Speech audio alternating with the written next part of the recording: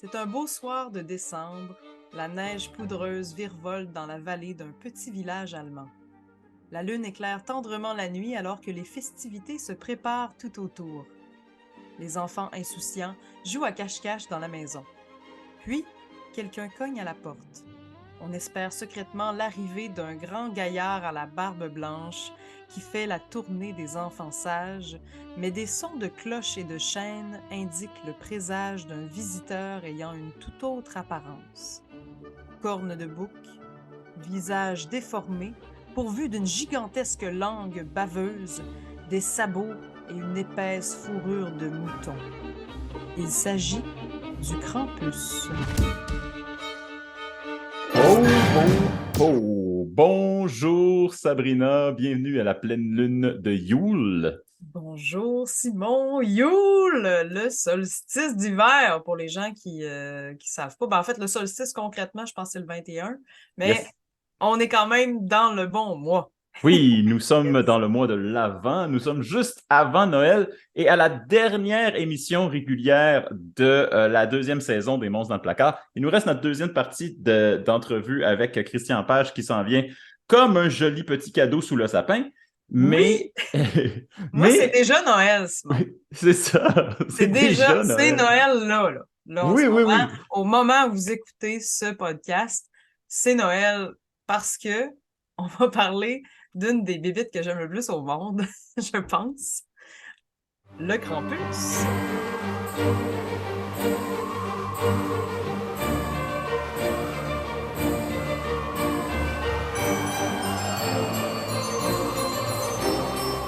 Noël, car il neige dans ma tête. Je pense qu'on en a parlé depuis la première émission. En fait, On avant. tease, on tease depuis, je pense, jour 1 du podcast de parler du Krampus et c'est ce jour qui est arrivé. Et oui, on en a parlé. Il faisait vraiment partie de nos top picks au début quand on voulait dire de quel monstre on va parler. Le Krampus était dans la liste. Oui, mais Je je sais sais pas pas pourquoi on n'a pas pourquoi. parlé. Ben c'est ça, je sais pas parce qu'on l'aime vraiment beaucoup. Puis, écoute, c'est ça. C'est maintenant que ça se passe. C'est maintenant, on se rattrape, là, c'est l'heure. On a fait le tour d'horizon et on revient à nos premières amours. Et Alors, c'est quoi pour toi, Sabrina, ce Krampus? le Krampus, là, j'ai découvert ce monstre-là sur le tard, en fait, parce qu'il ne faisait pas vraiment partie de notre folklore. Non, pas vraiment. Euh, En fait, il en fait pas tant partie, mais ça commence à arriver ici au Québec. On en reparlera. Et quand j'ai découvert qu'il existait, j'ai fait «Ah! Mais c'est bien cool les métals comme Bébite. Puis moi, en plus, j'étais gothique à l'époque et look alternatif. J'ai encore un cœur de gothique, même si je suis habillée en couleur aujourd'hui. Et je me suis dit, ben voyons, pourquoi ça n'existe pas cette bébite-là ici? J'aimerais tellement plus Noël, tu sais, si c'était le cas. Et voilà, quand j'ai appris son existence, j'ai comme découvert un monde de possibles de Noël métal. Le Noël métal. Mais dans ma... Ah, Ouais, j'avoue que j'y avais pas pensé. J'avoue que j'avais pas vu ça voilà. de Fait que même. je l'affectionne particulièrement, ce monstre-là. Moi, j'ai pas de passé spécifique avec le Krampus, mais comme toi, et un peu comme tout le monde, dans le fond, quand j'ai vu les premières images des parades de Krampus dans les régions alpines, j'ai fait, mais qu'est-ce qui se passe? Qu'est-ce que c'est ça? Comment c'est permis et où puis-je en avoir plus? Ah Euh, oui, hein? et c'est vraiment, au début, j'y croyais même pas. Je me suis dit, c'est un canular, pas quelque chose qui existe, il n'y a personne qui autoriserait ça. Et plus ça va, plus je dis, mon Dieu, c'est que c'est élaboré, ces choses-là. Il y a du travail, il y a de l'amour là-dedans, il y a des Écoute, effets il n'y spéciaux, il a y a du pas, feu. il y a pas juste le film de l'étrange Noël de Monsieur Jack pour être entre Halloween et Noël. Vous allez le voir. Ceux qui connaissent pas le Krampus, c'est fabuleux. Oui, alors, ce soir, donc, on parle de cette créature étrange qui hante les comtés alpines entre le 5 décembre et le Noël, des fois même depuis novembre jusqu'à Noël. Et on va parler de ses origines. Le Déjà, Krampus et ses origines Déjà, je monstrueuses. trouve que le nom est super le fun à dire, là. Mais Donc, d'où ça vient, ça, Krampus. En fait, Krampus? on dit le Krampus, mais il faudrait dire le Krampus, si on veut. Krampus. le Krampus. Puis encore là, je suis sincèrement désolée s'il y a des personnes qui parlent allemand qui nous écoutent, parce que ça se peut qu'on massacre quelques termes. En tout cas, je préfère m'excuser en cas de doute. Alors, mais le mot Krampus, donc le Krampus, ça viendrait de Krampen, qui veut dire, ou Krampen, en tout cas, qui voudrait dire griffe. Ah, moi, l'ancien germanique Ah! Krale, Oh! Ah, ben, qui c'est veut dire peut-être griffe. plus précis que moi, alors. Possible, très possible, oui. Puis voilà, donc Mais probablement il y a aussi un mot bavarois qui est Krappen, Krampen, qui veut dire quelque chose qui est mort et desséché. C'est une autre Oh! possibilité. Ah! Mais il y a quand même des origines un peu mystérieuses. On sait que Mhm. ça partirait de la région des Alpes, donc des vieilles traditions païennes généralement. Dans certains cas, on parle d'un esprit de l'hiver malfaisant ou Une un, espèce de troll, finalement, une un espèce espèce de... de Ouais, bébête des montagnes. classique. Il y a toujours une créature un peu hideuse qui vit dans les montagnes enneigées puis qui est là pour semer la pagaille. Donc, ça pourrait être ça. Mais on peut aussi lui prêter beaucoup d'allusions à l'esprit de la nature. Particulièrement, ce qui est plaisant du Krampus, c'est qu'il est le bad cop du Père Noël. Oui, OK, Donc, ça faut en parler. C'est son rôle premier et c'est tellement bizarre, juste ça. attendez, non mais oui, parce qu'il n'est pas le mauvais côté du Père Noël à proprement parler, c'est son partenaire de porte-à-porte. Alors, Hmm. le Krampus se promène avec Saint-Nicolas, il cogne à la porte, donc c'est vraiment un porte-à-porte, t'as-tu été gentil ou méchant? Si les enfants sont gentils, Saint-Nicolas donne des cadeaux, des bonbons, et s'ils sont pas fins, c'est le Krampus qui va, avec un panier qu'il a sur le dos, les mettre dans son panier et aller leur faire un petit tour de l'enfer. Ou va leur donner des roches, ou va les battre à coups de bâton. C'est selon. Il y a plusieurs Selon possibilités. le degré de mauvais garçon ou mauvaise fille que tu as été, là. Exact. Et moi, ce que je regarde ça, puis je me dis, les deux font la paire, et je me dis, ben, Saint-Nicolas est peut-être un peu sadique d'être là et de permettre la torture de son équipier. Ça reste quand même que c'est comme ça. C'est gentil ou méchant, les deux sont là, puis dépendamment de ce que tu mérites, t'as ce que tu mérites. C'est Mais quand même trash. il me semble que ça me rappelle notre épisode sur le croque-mitaine où on parlait du père fouettard. Il me semble qu'il y a Oui, quelque chose de tout ça. oui, le père Fouettard est un dérivé, en fait, dans certaines versions. Le Mhm. père Fouettard est un mix des deux. C'est comme le Père Noël version evil avec un fouet. Mhm. Oui, puis il y a des versions du Krampus qui existent. Il y a une version où c'est un mélange entre Saint-Nicolas et le Krampus. Donc, imaginez Ah oui. un homme barbu, mais avec des cornes, qui va te donner le gentil et le méchant, là. Donc, ça serait un mélange des deux. Ça, Ça ça, inclut- c'est un degré de mélange chrétien-païen qui est weird, qui est rare, mais qui est vraiment intéressant. J'ai le Oui, goût de dire Krampus comme adjectif maintenant. c'est ça qu'on appellerait le Pelsnickel, Belschnickel, truc comme ça. OK. C'est comme le mélange entre Nicolas, donc le Nicolas, et le Belge, Pelge, je sais plus. Ben, en fait, moi, j'ai peut-être Ça, une explication pour peut-être. toi parce que moi, dans les premières apparitions d'une créature de type Krampus qui ont été recensées dans les années en 1522, écoute, c'est jusque-là qu'on a, ça s'appelait Yeah. des Perkt et des Oui, c'est ça. Perken. C'est ça, j'avais oublié. Et donc, le mélange entre Perken et Saint-Nicolas, ça fait comme, comment t'as dit? C'est Perken. Pelsnickel. Oui, Je c'est ça. m'excuse pour la prononciation. C'est terrible. Mais oui, c'est ça, un mélange. Belge nickel aussi, dans certains Donc, cas. si vous ne connaissez pas, si vous n'avez jamais vu le Krampus, ben, imaginez vraiment une forme, là, littéralement, une forme démoniaque, là, des cornes, puis une Oui, alors, barbiche, puis une tête de chèvre. ben, en fait, justement, j'étais un peu rendue à l'apparence du Krampus. C'est Oh, ce qu'on pardon. imagine du diable, un peu.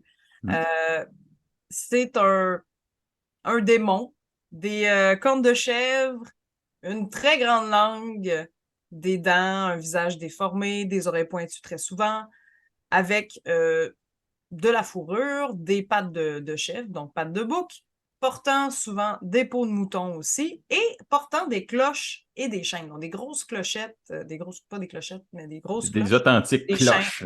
Authentiques, cloches Une cloche à gigantesques, vache, là. cloches Cacling, à vache, cacling. ouais, même plus gros que ça, des fois. Et des chaînes. On ne sait pas d'où provient la tradition des cloches et des chaînes.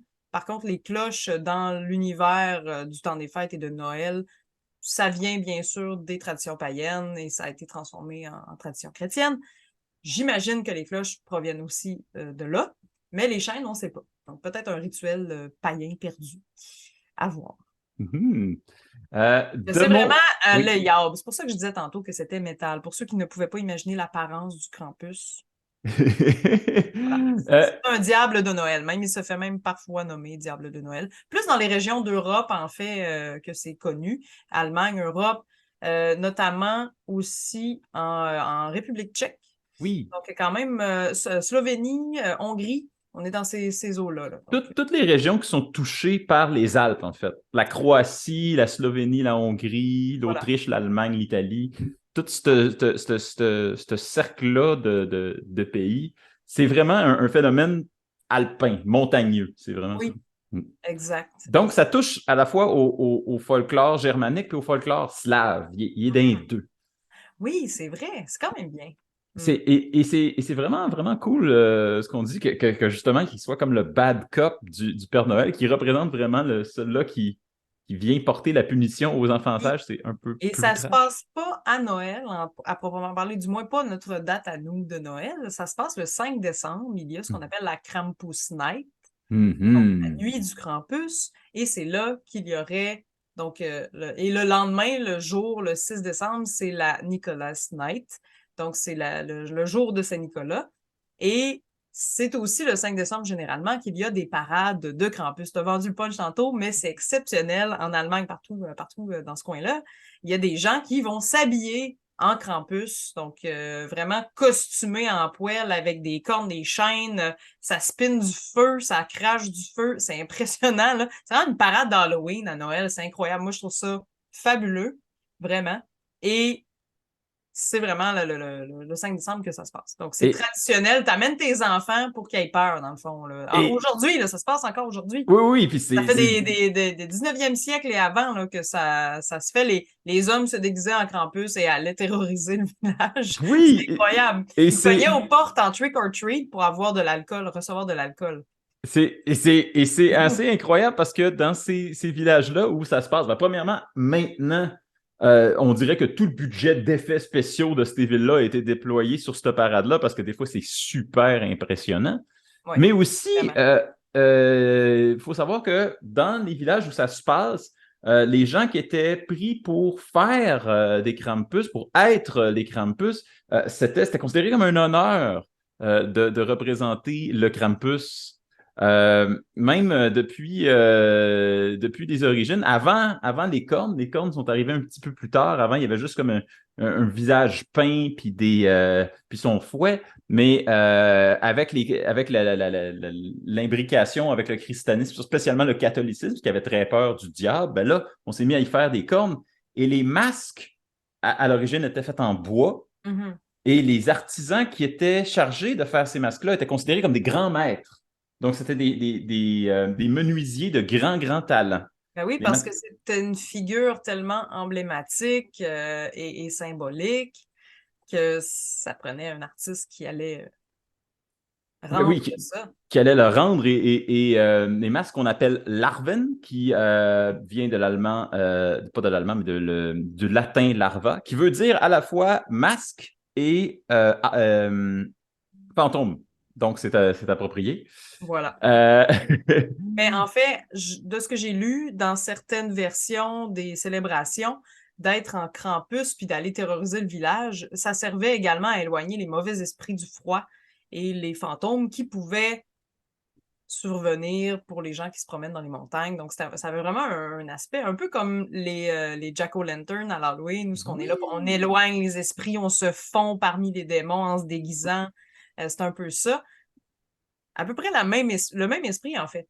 carrément. Oui, ben, ça, plus le fait qu'il faut terroriser les enfants, ça, qui est Il doit y ajourné. avoir une couple d'hommes qui ont fait ça, qui étaient des papas qui se sont vengés pour leurs enfants tannants. À voir. Ah, l'histoire ne le dit pas et ne le Non. révélera jamais. Mais, Mais mais quand même, tu cours avec des bâtons, faire peur aux enfants, faire semblant de les fouetter, là, c'est quand même épeurant. il y a des villages, je pense que c'est en République tchèque, il y a des villages où le Krampus commence le 5 décembre, mais il continue jusqu'à Noël. Alors, il y a des patrouilles de Ouais. Krampus dans les rues tous les soirs. Wow. Et ça fait en sorte que tu y penses à deux fois quand il faut que tu ailles sortir faire tes courses. Moi, j'aimerais aller en Allemagne juste pour voir ça de mes yeux vus, pour de vrai. Il y en a qui veulent aller à Salem pour l'Halloween, ça aussi, j'aimerais ça. Mais d'aller en Allemagne pour les parades de Krampus, ça serait extraordinaire. Ça Euh, serait assez incroyable. Euh, oui, Veux-tu que je te vas-y. parle des variantes, des Ben, petits... avant d'arriver aux variantes, moi, je vais dire deux, trois mots. J'ai deux, trois affaires à ajouter sur l'origine. Euh, ben, premièrement, le Krampus fait toujours partie, tu l'as dit, c'est pas exactement associé au début à Noël, c'était plutôt associé au festin des saints, qui était dans le coin du 5 décembre. Euh, c'est au 19e siècle il y a un journal de Budapest qui s'appelle étonnamment Krampus Off, qui utilise le nom de la créature, qui est publié pour parler un peu de ces traditions-là, des traditions qui entouraient les villes qui n'étaient pas Budapest, parce que Budapest était la capitale, mais il y avait plein de monde qui immigrait là et qui venait des régions rurales voisines et qui voulaient se faire parler de chez eux. Et le symbole de la campagne, spécialement la campagne des Alpes, la campagne bavaroise, la campagne alpine, c'était le Krampus qui unifiait tout ce monde-là. Et donc, le journal Krampusoff, ça portait, se référait à eux.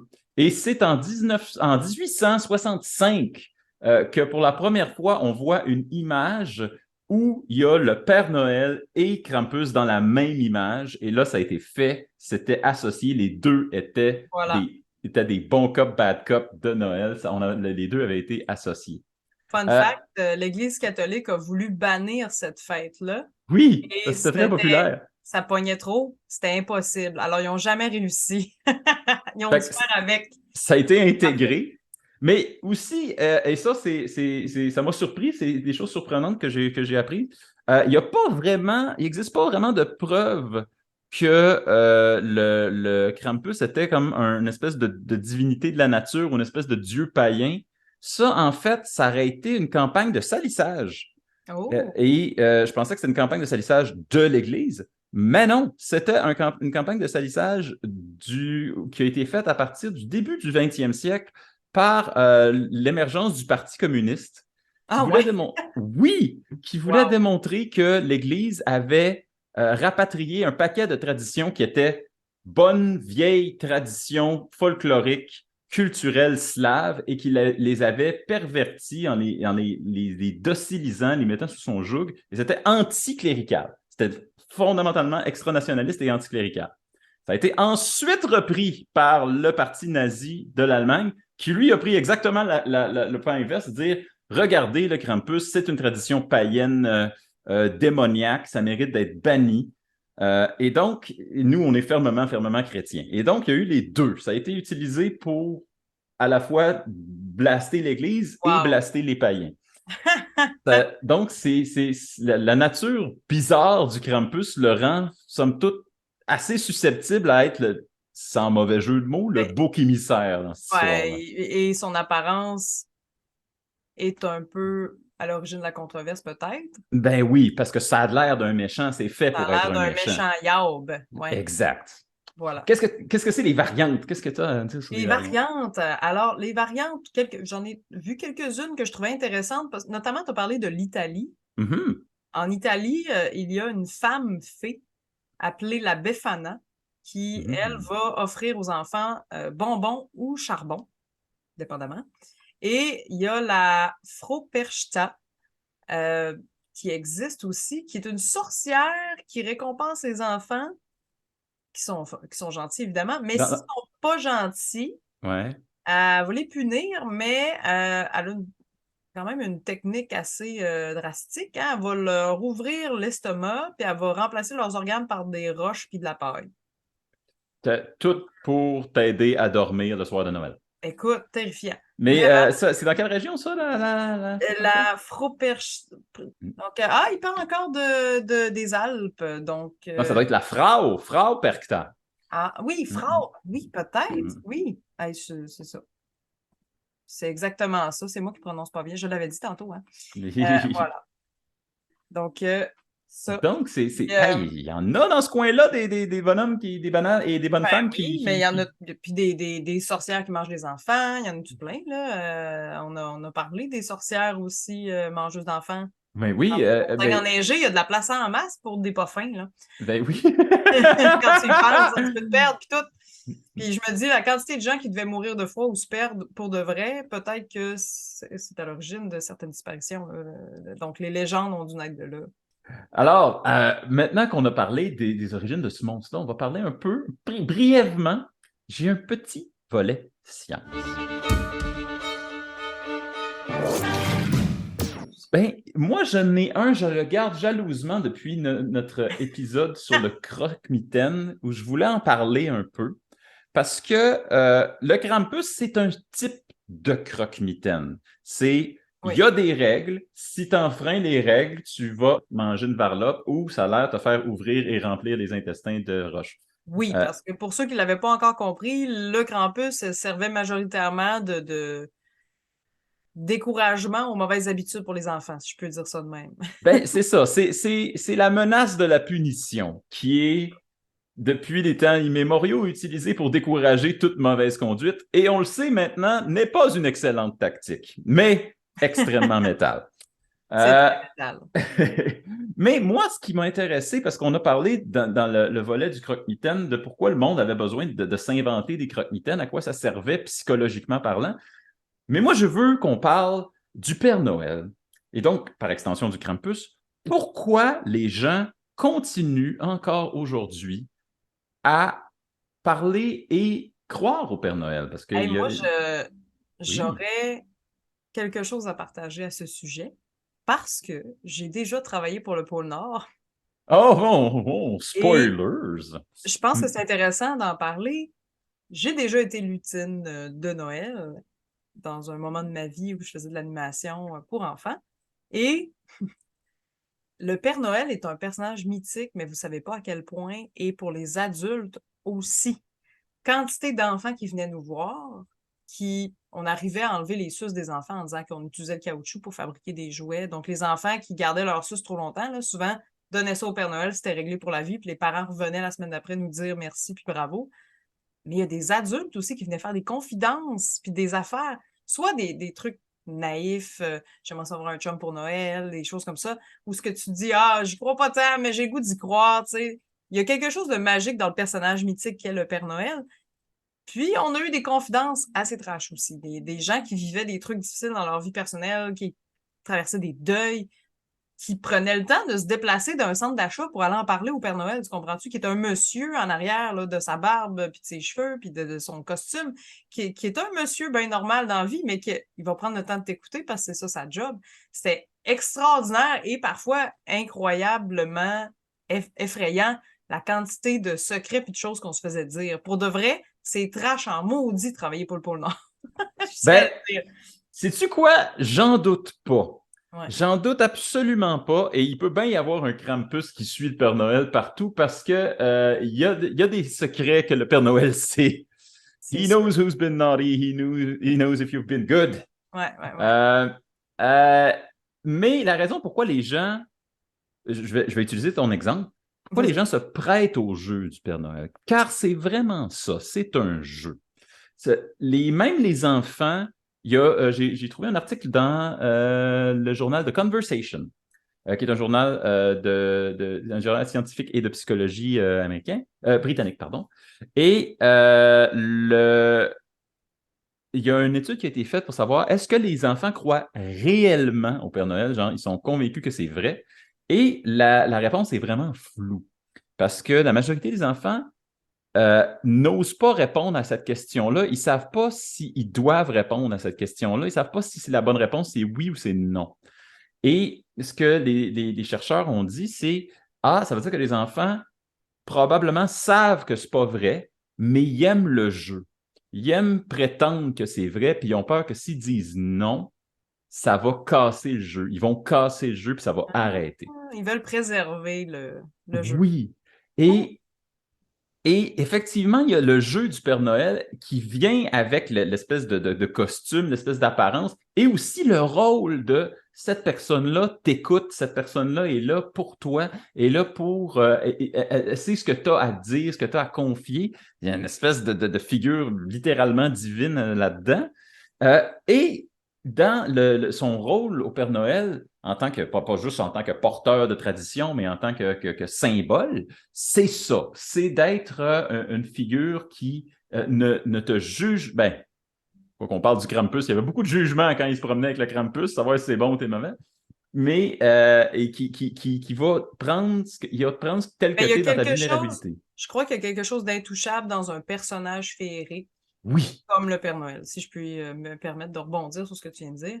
oui, Au même titre que, je sais pas, là, je dirais la fée des dents, ou que, tu sais, c'est peut-être un peu moins populaire, là, parce qu'elle fait juste sa job, puis de fille, puis elle s'en va, puis tu la vois jamais. Mais le Père Noël, il y a une figure qu'on peut se représenter. Tout le monde le connaît un peu, si on oui. peut imaginer. Je pense que ça part de là, beaucoup, parce que tu en chercheras dans les fêtes des personnages qui ont cet impact-là. Il y en a pas beaucoup, mais c'est parce qu'on a un peu appris à le connaître. Mais, et aussi, il occupe une position qui était traditionnellement occupée par la religion. Mhm. Il occupe une position justement de confidence, de confession, peut-être exaucer des souhaits. Tu sais, c'est à ça qui sert le Père Noël. Mhm. Euh, mais est-ce que, où j'arrive avec ça, c'est est-ce qu'on a raison de faire ça? Est-ce qu'on a raison d'enseigner, de parler, de faire le jeu du Père Noël avec nos enfants, considérant que c'est possible que nos enfants y croient dur comme fer, puis qu'un jour, inévitablement, ils vont apprendre la vérité? Eh bien, selon The Conversation, le journal de Conversation, il semblerait que oui, c'est une très bonne chose. Parce que, et particulièrement entre les âges de 3 à 8 ans, où le jeu est le plus important, c'est ça fait partie des choses qui nous apprennent à trouver nos propres réponses. Parce Ah, que l'idée de pourquoi il y a des cadeaux, comment ils sont arrivés, euh, et pourquoi j'en ai, c'est souvent associé à oh, ben ça, c'est des réponses que nous, on ne peut pas te dire, mais la théorie, c'est qu'il y a quelqu'un qui vient te les porter, puis tu ne le verras pas. Et ça encourage l'enfant secrètement à vouloir trouver ses propres réponses, à essayer d'espionner, à vouloir ah chercher ouais. comment d'où viennent les cadeaux, où sont cachés, qu'est-ce qui se passe, qu'est-ce qui les amène, qu'est-ce qu'il doit faire pour en avoir. Et ça participe à tout un paquet de skills, de compétences que l'enfant doit développer dans ces âges-là. Ouais, c'est des skills d'investigation. Moi, je me souviens quand j'étais enfant, mes oncles, là, ils prenaient ça hyper au sérieux. Genre, ils faisaient un boom sur le toit, comme si Ouh! c'était le traîneau qui arrivait. Ils laissaient des traces dans la neige. Mon oncle partait faire 3, 4 pâtés de maison pour s'en venir avec sa poche sur le dos pour arriver de loin. Puis là, c'était stagé au bout. Là. Ah oui, je l'ai vu. Ah! Puis il se faisait maquiller là, avec de la suie partout pour avoir l'air vraiment d'être tombé dans la cheminée. T'sais. Des affaires que tu sais, pas de bon sens. Là. Euh, puis dépendamment des setups, là, il y avait des années où ce qui arrivait dans la rue, puis des années qui arrivaient dans la cheminée. S'il y avait une cheminée ou pas dans la maison à laquelle on était. Mais c'est ça, quand il y avait une cheminée, il y avait un boom sur le toit, il y avait une maison qui allait faire un boom sur le toit, puis mon autre oncle était assis dans la cheminée habillé en Père Noël avec la suie d'en face. C'était super, Tu sais, vraiment. la mise en scène, ça c'est remarquable La comme mise mise en en scène. scène des oncles, des tantes et de la famille qui fait ça, moi, pour vrai, j'ai pas cru longtemps, mais j'ai toujours apprécié la théâtralité de la chose et à quel point ma famille prenait ça à cœur. Et c'est ça le jeu du Père Ouais, Noël. c'est vrai. C'est que les enfants voient pas seulement que c'est pas seulement un jeu d'investigation de oh, je vais découvrir la vérité, c'est qu'ils se rendent compte que leurs parents aiment vraiment ça. Et Oh! ils se rendent compte que c'est vraiment une activité familiale plaisante que de entretenir l'idée du Père Noël. Alors, c'est pas tant est-ce qu'ils y croient ou non, c'est est-ce qu'ils aiment ça ou non. Parce Ah, que c'est cute! parce que dans le processus du jeu du Père Noël, la découverte de la vérité, c'est une étape cruciale. Il faut que l'enfant découvre la vérité à un moment Mais donné. l'investigation derrière aussi, le processus de réfléchir par soi-même. Oui, Dire, OK, là, ah ouais, les biscuits ont été mangés, c'est vraiment lui? Je l'ai et c'est pas ça. vu. Et en même temps, ça aide les enfants à se familiariser avec les moyens qu'ils ont en tant qu'enfants pour découvrir la vérité, qui ne dépend pas de leurs parents, mais eux-mêmes, leur propre initiative. Il y a quelques années, il y a une application qui est sortie pour savoir où est le traîneau du Père Noël le soir de Noël. Tu peux le tracker à travers le monde. Et le monde se dit, ah, c'est quoi ça? C'est une espèce de bidule technologique, ça tue la magie de Noël. Mais non, c'est un outil que les enfants qui naissent aujourd'hui, avec lequel ils vont être très familiers, ça fait partie des outils qu'ils ont Mais pour découvrir la vérité. même les nouvelles québécoises, je sais pas ailleurs dans le monde, mais il y a des moments où les nouvelles en parlent Oui, où est le Père réellement comme Noël? si c'était vrai et on s'entend. Là, Stromae s'est fait chicaner dernièrement parce qu'il a fait une toune live aux nouvelles parce que c'était comme ah, c'était une mise en scène, ça se fait pas, désinformation, c'est pas correct dans les médias de faire ça. Mais il joue le jeu quand même. Ben oui. Et, Pour les enfants qui écoutent. Ça, c'est extraordinaire de se dire on va jusque-là dans cette immersion-là, même si on le sait tous que c'est pas vrai. On va aller quand même le dire aux nouvelles pour les enfants qui écoutent, vont faire ah, yeah, le Père Noël a entamé sa tournée de cadeaux. À quel point tu veux garder la magie, puis à quel point c'est implanté dans notre culture. C'est incroyable. Et c'est ça, et ça persiste, comme tu l'as dit, même à l'âge adulte, où on ne veut pas briser ce lien fort-là, ce lien émotionnel-là, ce lien rassurant, parce que comme je dis, c'est une activité que la famille fait ensemble avec les oncles, puis tout ça. Et la dernière chose que je voulais dire à propos de ça, bon, la découverte de la vérité, c'est crucial pour les enfants. Et l'article que j'ai lu dit très clairement, si votre enfant vous demande noir sur blanc, est-ce que le Père Noël existe? Ne lui mentez pas. Euh, Faut pas. il est prêt à entendre la vérité. Si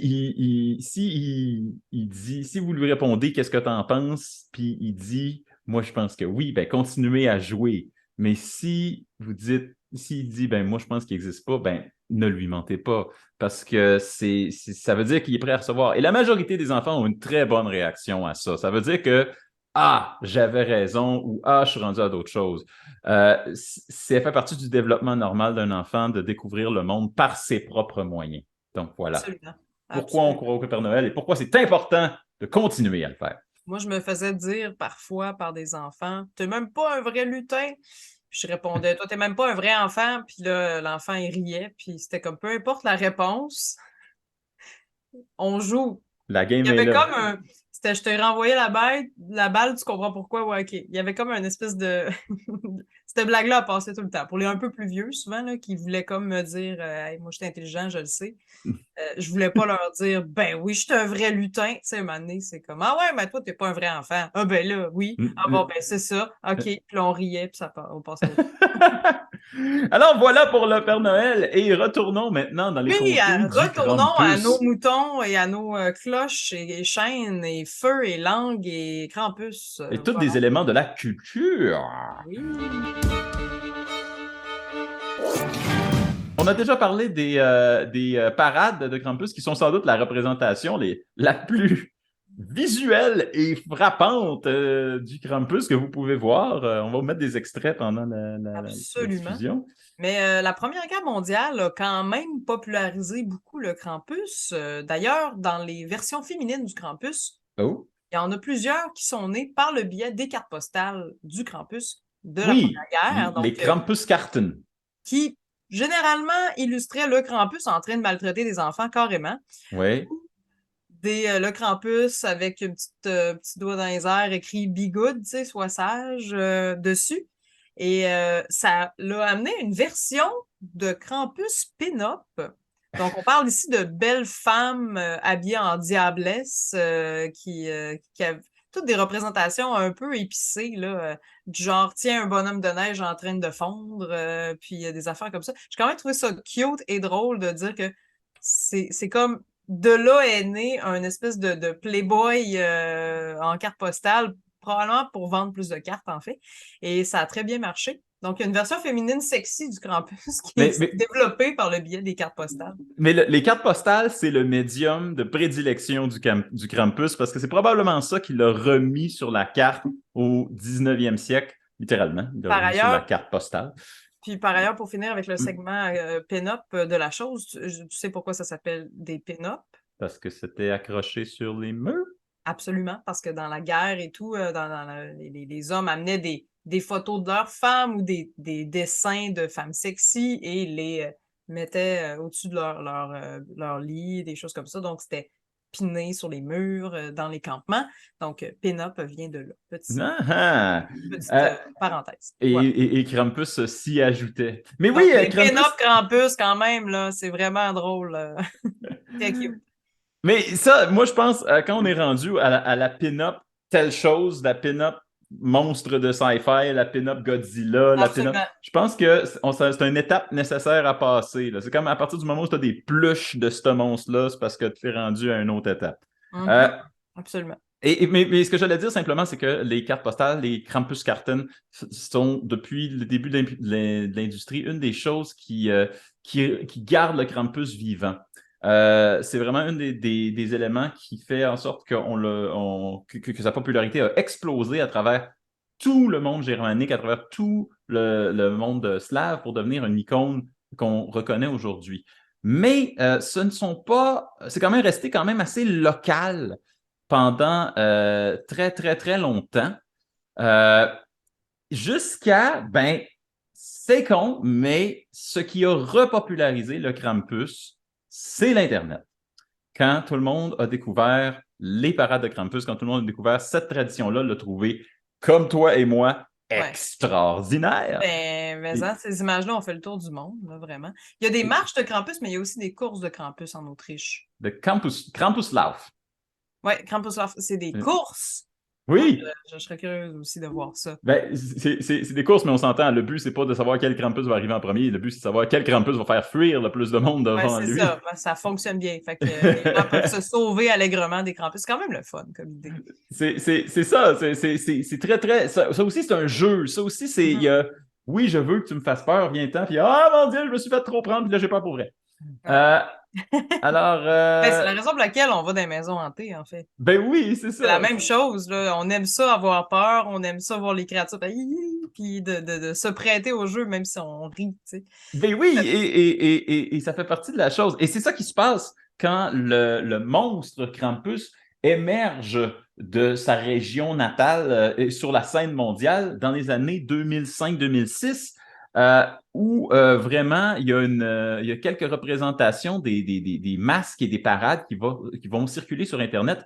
Et ça frappe l'imaginaire de tout le monde parce que, premièrement, c'est impressionnant. Puis, deuxièmement, ça commence à faire en sorte que le cinéma et la télé qui sont à la recherche de nouveaux monstres, ou encore mieux, de vieux monstres qu'on a oubliés, décident de mettre la main dessus. Alors, à partir de 2007, on voit apparaître le Krampus dans des épisodes de Scooby-Doo, dans des films et des livres d'illustration, des romans. Il y a le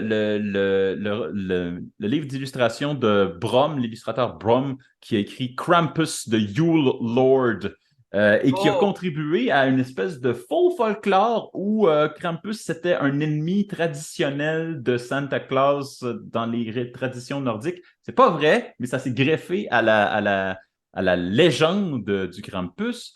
Il y a éventuellement une comédie d'horreur réalisée par Michael Dougherty, Krampus en 2015, qui sort, qui est littéralement un serial killer de Noël sous les traits du Krampus.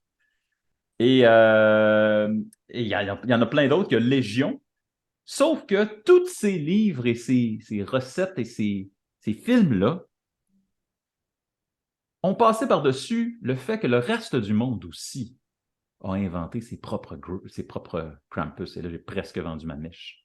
Parce oh, que depuis le milieu des années 60, il existe aux États-Unis, sous la plume de Dr. Seuss, The Grinch. Oui, qui a été inspiré par le Krampus, qui est très velu aussi. Donc, Très velu, vivant sur sa montagne et absolument. étant le bad guy de Noël. Ouais, Cherche- j'adore le Grincheux. Alors, non, c'est ça. Alors, le Grincheux de le Grinch, ça fait partie des monstres de Noël qui ont persisté. Et tu en as parlé, l'étrange Noël de Monsieur Jack rentre dans cette catégorie-là, où là, Ouais. vraiment, on s'est dit, non, non, c'est pas juste un monstre, c'est toute une fête qui a décidé qu'il envahissait Et une autre fête. c'est ce que je trouve fabuleux de l'univers de l'étrange Noël de Monsieur Jack, c'est qu'il y a des arbres, un cercle d'arbres qui contient chaque fête. Et c'est littéralement d'aller visiter un autre pays que d'aller dans une autre fête. Puis je trouve ça beau de voir le mélange, justement, on revient au fun de mélanger Noël et Halloween. C'est ce qui fait quand même un peu du bien à l'âme, considérant que Noël upstage tout à cette heure, là, et ça Mhm. commence en mai puis ça finit en avril, en tout cas. Euh, mais tout de même, de voir l'espèce de mixité, là, on fête Noël avec de l'épouvante, c'est bel et bien réel dans notre monde et depuis plusieurs années, là. Donc, de voir que nous, on n'a pas connu ça, euh, mais ailleurs, c'est ça la C'est tradition. fréquent. Moi, d'ailleurs, l'étrange Noël de Monsieur Jack, j'aurais aimé ça voir une suite où ils vont visiter d'autres fêtes parce que j'étais bien trop intriguée de savoir qu'il y a une porte d'arbre, que c'est juste la fête de Thanksgiving, l'autre c'est Pâques.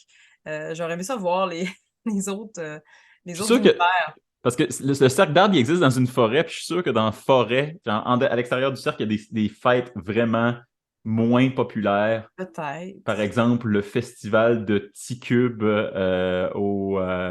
en Mauricie. Ou ouais, le festival du cochon graissé, puis Des affaires de la même. vache qui chie. Excusez, c'est pas très élégant, mais ça existe. L'on le peut dire. Oui, oui, oui. On serait rendu, à moins que tu aies d'autres choses à dire, question culture, on serait Non, rendu je à nos pense qu'on n'est pas suggestions. pire, mais j'aimerais ça commencer pour les Vas-y, suggestions vas-y, parce vas-y, que vas-y. mon rêve s'est réalisé. Après Oui. tant d'années, on a des Krampus à Québec, Hein? ouais, dans la ville de Québec, et j'aimerais saluer le travail extraordinaire de l'artiste Annabelle Roy, qui notamment a fait les marionnettes géantes du Carnaval de Québec. Si vous avez vu ça, là, un lynx géant, un ours polaire géant et tout ça, c'est elle qui est la maman de ces créatures-là, et elle a fait des marionnettes géantes de Krampus et des costumes de Krampus en chair et en poil et en cornes et en langue. C'est fabuleux, les créatures qu'elle a fait, et elle a fait ça pour le marché de Noël allemand, en fait, la communauté allemande de Québec, parce qu'on a une communauté allemande à Québec, c'est d'ailleurs celle qui est à l'origine du marché de Noël allemand. Et ils ont des Krampus maintenant! Il y a même des parades, mini-parades de Krampus en marionnettes géantes et Krampus en poêle. Alors, le 10 décembre et le 17 décembre, allez dans le Vieux-Québec, dans le marché de Noël allemand, il va y avoir des parades, donc une parade de Krampus, donc le 10 et le 17 décembre. Ça vaut vraiment le détour. Mais je vous inviterai bien sûr, si vous avez envie de voyager pour pas cher, à aller faire un tour dans le marché de Noël allemand. Comme je vous disais, c'est organisé par la communauté allemande de Québec et ça vaut vraiment la peine. Il y a des artisans locaux, il y a de la nourriture et il y a des bands de musique traditionnelle allemande. Ça chante en allemand, c'est fabuleux. On a vraiment l'impression d'être transporté ailleurs.